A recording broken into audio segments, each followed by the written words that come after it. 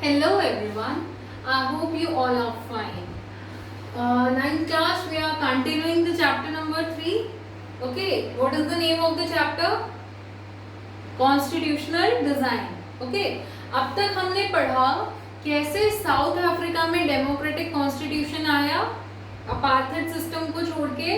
उसके बाद हमने क्या पढ़ा, इंडिया में क्या स्टोरी लाइन थी जब कॉन्स्टिट्यूशन बन रहा था।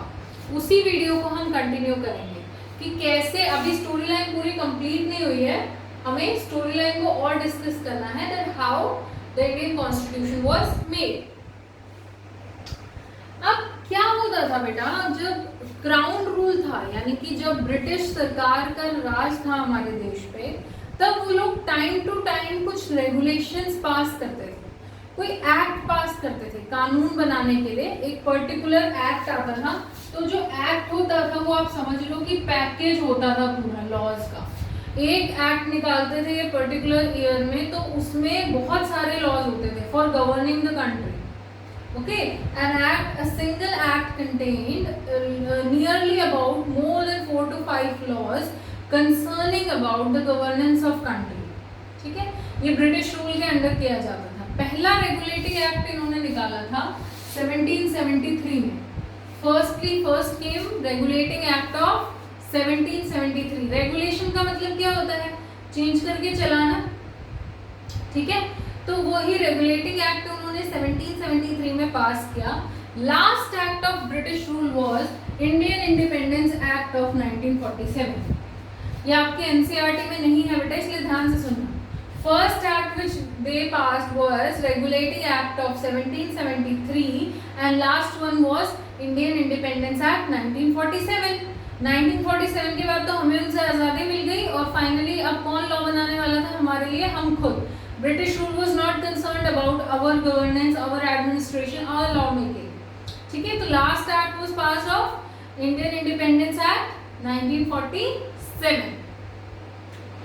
अब क्या हुआ था कि हम लोगों ने पढ़ लिया 1928 की Nehru report. Motilal Nehru and 8 other Congress leaders formulated a report stating the demands and the wishes and the aspiration of the country, that what kind of India they wanted and what kind of constitution Indians wanted। ये लिखा था Nehru report में। और Karachi session जो हुआ था 1931 में Indian national Congress का, वहां पे भी यही डिस्कस हुआ। कराची सेशन, बेटा Karachi is the name of a place and session means a meeting. जब भी आप हिस्ट्री में इंडियन नेशनल कांग्रेस के सेशन पढ़ोगे तो कहीं पे आएगा सूरत सेशन, स्प्लिट सेशन हुआ था 1907 में, कहीं कैलकाटा सेशन। वो मतलब जगह, सेंटर डिफरेंट चूज करते थे ड्यू टू नेशनल मूवमेंट। वहाँ पे लोगों को यूनिटी भी रखनी थी, डिफरेंट सेंटर्स पे मिलना पड़ता था जहाँ सेफ्टी हो, ब्रिटिश रूल से थोड़ा हटके वो मीटिंग कर पाए पीसफुली, उनको कोई डिस्टर्ब ना करे। So different centres were chosen, so these centres were named in the session. सो 1931 में जो इंडियन नेशनल कांग्रेस की मीटिंग हुई वो कहाँ पे हुई, कराची। ठीक है, दोनों ही कराची की मीटिंग और मोतीलाल नेहरू जी की रिपोर्ट, इनमें क्या कॉमन था, that we wanted certain basic rights, certain basic aspirations. क्या क्या थी कि हम सबके पास फंडामेंटल राइट्स होने चाहिए, freedom to speech and expression जो हमें ब्रिटिश रूल में नहीं मिला, यूनिवर्सल एडल्ट फ्रेंचाइज मतलब सबको वोटिंग राइट हो जो हमें ब्रिटिश रूल में नहीं मिला। ठीक है, सबको एक माइनॉरिटीज को भी इक्वल रखा जाए मेजॉरिटी की तरह, कोई डिस्क्रिमिनेशन ना हो। ये बेसिक एस्पिरेशंस थी जो किसी मोतीलाल नेहरू रिपोर्ट या किसी कांग्रेस सेशन की नहीं थी। Whole of the India wanted this. So ये कंसेंसस बन गया था, एक व्यू बन गया था कि इंडिया को क्या चाहिए। ठीक है, फिर आता है government of India act of 1935। अब इसमें देखो, ये इसके बीच में आया है 35 का एक्ट, लास्ट वाज ऑफ 1947। अगर मैं आपसे एमसीक्यू में पूछूंगी तो first regulating act was of 1773, last act was of Indian independence act 1947। अगर मैं आपसे पूछूं कि इंडियन कॉन्स्टिट्यूशन में सबसे ज्यादा फीचर्स कौन से एक्ट से लिए गए हैं, that is government of India act 1935। Government of India act 1935 बहुत ही लंबा एक्ट था, काफी रूल्स एंड रेगुलेशंस इसमें चेंज कर दिए थे उन्होंने कंट्री की गवर्नेंस से रिलेटेड। क्या क्या चेंज कर दिए थे? जो कल हम बात कर रहे थे, एक सेंट्रल लिस्ट होगी सब्जेक्ट्स की जिसमें टॉपिक्स लिखे होंगे कि सेंटर गवर्नमेंट किस किस पे लॉ बना सकती है, एक स्टेट लिस्ट होगी, एक कंकरेंट लिस्ट होगी, ये सब ब्रिटिश रूल बना के गए थे बेटा। ये कॉन्सेप्ट उनका था, 1935 के एक्ट में ही आया था, ठीक है। सेंटर में एक फेडरल कोर्ट होगा, सुप्रीम कोर्ट, ठीक है। 1937 में वो फेडरल कोर्ट आया, तो वो भी इसी एक्ट से आया था। 1935 एक्ट से ही रिजर्व बैंक ऑफ इंडिया, आज आप देखते हो आरबीआई, वो 1935 के एक्ट से ही सेटअप हुआ था। बाईकैमरलिज्म मतलब double legislatures in a state, कि लेजिस्लेटिव असेंबली भी हो और लेजिस्लेटिव काउंसिल भी हो। ये आपका होमवर्क है आज का, यू हैव टू सर्च कि हमारी कंट्री में कितने स्टेट्स हैं जिनमें बाईकैमरलिज्म है, ठीक है। फिर कल मैं आपको इसका आंसर बताऊंगी और इसको याद करने की एक ट्रिक भी बताऊंगी। तब तक आपको सर्च करना है बाईकैमरलिज्म का मीनिंग एंड कितने स्टेट्स हैं जिनमें बाईकैमरलिज्म है इंडिया। तो बाईकैमरलिज्म आया इंडिया में, वो भी 1935 एक्ट से आया। फेडरल लिस्ट, प्रोविंशियल लिस्ट का कॉन्सेप्ट आया, वो भी 1935 एक्ट से आया। आपका आरबीआई सेटअप 1935 एक्ट से हुआ, फेडरल कोर्ट सेटअप 1935 एक्ट से हुआ। सो अगर एमसीक्यू में पूछा जाए that which act is the main powerful act in building the Indian constitution, और which act has given us the most important features of Indian constitution, तो उसका आंसर होगा गवर्नमेंट ऑफ इंडियन एक्ट 1935, ठीक है। 1935 act में ही 10% Indians को voting rights मिले थे। अब तक 10% पीपल को भी नहीं थे, बट 1935 एक्ट में 10% पीपल को वोटिंग राइट्स दे दिए गए। अब 10% पीपल को वोटिंग राइट्स मिले तो 1937 में इलेक्शंस हुए तो वीक लेजिस्लेचर मिला। लेजिस्लेचर कौन होता है? जो हम इलेक्टेड रिप्रेजेंटेटिव्स भेज रहे हैं for formulating our laws and policies, उन्हें क्या बोला गया? लेजिस्लेचर। अब ये वीक क्यों बोला जा रहा है कि वीक लेजिस्लेचर था? क्यों वीक था? क्योंकि वो वहाँ पे इंडियन पार्टिसिपेशन बहुत कम था, और अगर इंडियन पार्टिसिपेशन था भी, जैसे 10% वोटिंग राइट्स थे इंडिया को सिर्फ, तो फिर इलेक्शंस में जीतना मुश्किल। अगर नॉमिनेटेड मेंबर्स भी कोई चले गए हैं तो उनको भी पावर्स नहीं थी ज़्यादा देश चलाने की, तो उनका इंडियन पार्टिसिपेशन वीक था, इंडिया के व्यूज वीक थे इन लेजिस्लेचर्स में। बट इंडियंस की एंट्री हो गई थी तो वो काम करना सीख गए थे कि कैसे लेजिस्लेचर वर्क हो रहा है in the British rule. British rule को तो बहुत अच्छे से रूल करना आता था। ईस्ट इंडिया कंपनी पहले आई स्टार्टिंग में ट्रेडिंग करने के लिए, उन्होंने ब्रिटिश कॉलोनी बना दी, then we came under the direct rule of British, वहां से ही वो लोग हम पे रूल करने लगे। तो इतना प्रॉपर रूल कर रहे थे with certain rules and regulation, so they knew it all, they were experienced in ruling. हमें उनसे सीखना था, बिकॉज हमारी हिस्ट्री क्या थी कि हम पे तो कोई राजा रूल करते आ रहे थे अब तक, रूलर सेनापति हो, ठीक है, सेना हो, राजा हो, उनके पंडित जी हो, वो अपनी चाणक्य नीति बता रहे हैं जैसे कि।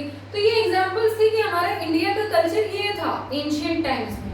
हमें modernised acts, modernised laws, modernised policies, इनकी आदत नहीं थी, ना हमारी सोसाइटी को, ना हमारी गवर्नेंस को, क्योंकि यूनाइटेड इंडिया तो था ही नहीं, हर स्टेट सिर्फ अपने बारे में सोच रहा था।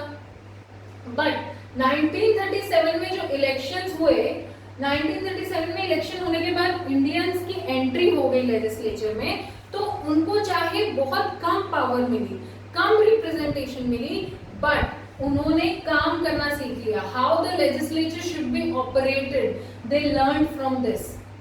ओके, 1935 एक्ट में ही रिजर्वेशन दी थी scheduled classes, scheduled depressed people को। अब जो SC ST की रिजर्वेशन हम आज देखते हैं, ये हमें आज नहीं मिली है, ये कॉन्सेप्ट 1935 एक्ट का है, ठीक है। We have learn this now. हमारे लीडर्स ने बहुत टाइम लिया कॉन्स्टिट्यूशन को बनाने में, काफी टाइम लिया। इलेक्शंस कब हो गए थे? कॉन्स्टिट्यूएंट असेंबली के, कॉन्स्टिट्यूएंट असेंबली ने ही कॉन्स्टिट्यूशन बनाया था। आपको पता होगा ये चीज तो, कि हम सब ने मिलके एक साथ, हम नहीं बैठे थे, इतने सारे लोग, इतने करोड़ लोग एक साथ बैठ के कुछ डिसाइड कर सकते हैं क्या? कभी एग्री होंगे एक टॉपिक पे? नहीं। तो इलेक्शन हुए थे कॉन्स्टिट्यूएंट असेंबली के। Constituent assembly was the body or the association which made or write our constitution, ठीक है। तो कॉन्स्टिट्यूएंट असेंबली के इलेक्शंस कब हुए? जुलाई 1946 में, जुलाई 1946 में। एंड फर्स्ट मीटिंग कब हुई? दिसंबर 1946 में। I am repeating the points, you have to answer these in MCQs. ध्यान से डेट्स को दोबारा से रिवाइज कर रहे हैं। Come on.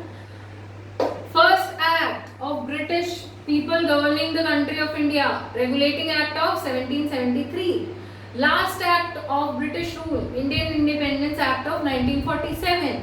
The act from which we have gained majority of the features or which has given the milestone to our constitution, Government of India Act 1935. When was the Constituent Assembly elected? July 1946. When did the Constituent Assembly had its first meeting? December 1946. Clear? अब December 1946 में Constituent Assembly तो बन गई, but अभी Constituent Assembly common थी India और पाकिस्तान की। But क्या पाकिस्तान एग्री करने वाले थे हमारे साथ फॉर अ कॉमन कॉन्स्टिट्यूशन? नहीं, मुस्लिम लीग चाहती ही नहीं थी। मुस्लिम लीग तो अपना सेपरेट नेशन पाकिस्तान चाहती थी। They were not agreeing to a common constitution. हमें इंडिया के साथ रहना ही नहीं है, तो हमें कॉमन कॉन्स्टिट्यूएंट असेंबली रख के एक कॉमन कॉन्स्टिट्यूशन क्यों बनाए? They were not agreeing to this point. तो तब आता है 1947 का act, 3 June of 1947 the act was pass. और इस एक्ट का दूसरा नाम था Mountbatten plan. Mountbatten plan. What was Mountbatten Plan? About the partition of India and Pakistan. Okay? Mountbatten उस टाइम पे ब्रिटिश रूल के हेड थे जो इंडिया को गवर्न कर रहे थे। Still they were present in India. तो लास्ट उन्होंने जो रेगुलेशन पास किया about the partition of India and Pakistan was of 3 जून 1947। तो अगर आपसे पूछा जाए when was India and Pakistan partition done? 3 June of 1947. What was the name of the plan that divided India and Pakistan? Mountbatten Plan. Clear? Mountbatten Plan से India और पाकिस्तान अलग हुए 3 जून of 1947 को। उसके बाद जो मेंबर्स बचे 299 मेंबर्स बचे इंडियन कॉन्स्टिट्यूएंट असेंबली में, जिन्होंने हमारा कॉन्स्टिट्यूशन लिखा। बहुत टाइम लिया उन्होंने लिखने में, लेकिन उस टाइम लेने से क्या हुआ? इतना टाइम यूज करने से we had some profits, we had some merits. What were the merits? हमने दूसरी कंट्रीज के स्ट्रगल से भी सीखा। अब हम ही थोड़ी ना थे ब्रिटिश कॉलोनी, और यूरोपियन कॉलोनीज और भी थी। फ्रेंच भी रूल में आ गया था, रशिया आ गया था, different places were the colonies. कहीं पे भी डेमोक्रेसी, फ्रीडम, इक्वालिटी नहीं थी उस टाइम पे वर्ल्ड में। तो जो डिफरेंट कंट्रीज स्ट्रगल कर रही थी अपनी कंट्री के लिए, वहां से भी हमने सीखा। फ्रेंच रेवोल्यूशन आपकी हिस्ट्री का फर्स्ट चैप्टर है, very interesting chapter. We will do when we will start history, you will get to know. But थोड़ा सा आइडिया दे रही हूँ आपको। फ्रेंच रेवोल्यूशन में क्या था? इक्वालिटी नहीं थी पीपल्स में। सोसाइटी को 3 स्टेट में डिवाइड किया हुआ था, first state, second state, third state. First state में क्लर्जी आते थे जो आपके चर्च पीपल होते थे। सेकेंड में नोबल्स आते थे, रईस लोग जिन्हें कहा जाता है उस टाइम की सोसाइटी के। थर्ड स्टेट में आते थे फार्मर्स, बिजनेसमैन, लोकल मर्चेंट्स वगैरह। तो थर्ड स्टेट को ही टैक्स देना पड़ता था सिर्फ, ठीक है। थर्ड स्टेट को ही एक्सप्लॉइट किया जाता था। वहां पे ब्रेड के प्राइसेस, एक रोटी अफोर्ड करना बहुत ही मुश्किल हो गया था लोगों के लिए। सो ये सब इतनी सारी कंडीशंस थी, प्रॉपर रिप्रेजेंटेशन नहीं थी कि फ्रेंच रेवोल्यूशन हुआ। उन्होंने भी अपने कंट्री को रूल से हटाने के लिए, वहाँ पे लुइस 16 का रूल आ गया था, उनको रूलर हटाने के लिए, उनकी मनमानी हटाने के लिए और अपनी कंट्री को एक कॉन्स्टिट्यूशनल डेमोक्रेटिक कंट्री बनाने के लिए बहुत स्ट्रगल किया। तो जो फ्रेंच रेवोल्यूशन से भी कुछ बातें हमने सीखी। रशिया, ब्रिटेन में डेमोक्रेसी, पार्लियामेंट्री डेमोक्रेसी है, मतलब एक पार्लियामेंट होना चाहिए। Now right now we have a parliament, Lok Sabha, Rajya Sabha and president constitute the parliament. अगर आपसे कोई भी पूछेगी, किसी को नहीं पता होगा, आप अपने घर में भी ट्राई कर सकते हो कि पार्लियामेंट का हिस्सा कौन कौन होते हैं। आप सब लोग बोलेंगे लोकसभा राज्यसभा, ठीक है। कुछ इंटेलिजेंट जो बहुत ही महान बच्चे होते हैं वो ये भी बोलेंगे लोकसभा राज्यसभा और विधानसभा। Very wrong. पार्लियामेंट में 3 होते हैं, लोकसभा, राज्यसभा एंड प्रेसिडेंट, ठीक है। तो पार्लियामेंट्री डेमोक्रेसी हमने ब्रिटेन से सीखी। Bills of rights in US, bills of rights एक डॉक्यूमेंट्री थी यूएस की जिसमें बेसिक राइट्स दिए गए पीपल को, वहां से सीखा। Socialism in Russia, socialism in Russia क्या था कि समाज को कैसे डेवलप करना है, पूरे समाज को एक साथ लेके चलना है हमें किसी भी पॉलिसी को जो बनाना है पूरे समाज को देखते हुए बनाना है। ये चीज़ें हमने रशिया के स्ट्रगल से सीखी। सो हमारे जो लीडर्स थे जो कॉन्स्टिट्यूशन लिख रहे थे उन्होंने बाकी कंट्रीज से एक्सपीरियंस लेके भी इस कॉन्स्टिट्यूशन को लिखा and that prove very comfortable to us. हमें बहुत फायदा हुआ उस चीज़ का कि कोई भी डायमेंशन अनटच्ड नहीं था, कोई भी ऐसा पॉइंट नहीं था जिसको हमने नहीं सोचा। उन्होंने देखा कि आज वो स्ट्रगल उस कंट्री में हो रहा है, कल को इंडिया में भी हो सकता है, तो पहले ही उनके स्ट्रगल से सीख के एक प्रोविजन इंडिया में बना दिया। तो हमें बहुत सी कंट्रीज हैं जिनको अपना कॉन्स्टिट्यूशन चेंज करने की बार बार ज़रूरत पड़ती है, इंडिया को ज़रूरत नहीं पड़ी अब तक। क्यों?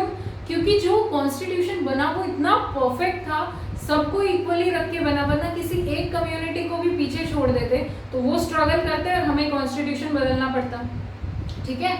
अमेंडमेंट्स होते हैं विद टाइम, बट ऐसा नहीं है कि पूरे कॉन्स्टिट्यूशन पे ही सवाल खड़ा हो गया हो कभी। They made an excellent constitution for us, okay. So this was the story line. अब कॉन्स्टिट्यूशन में कल हम पढ़ेंगे पर्सनैलिटीज कि किन पीपल का क्या रोल था, किस रैंक पे थे वो लोग, वो बहुत इंपॉर्टेंट टॉपिक है, ठीक है। ये चैप्टर थोड़ा सा लेंदी है बट अंडरस्टैंड करने का है, समझने का है।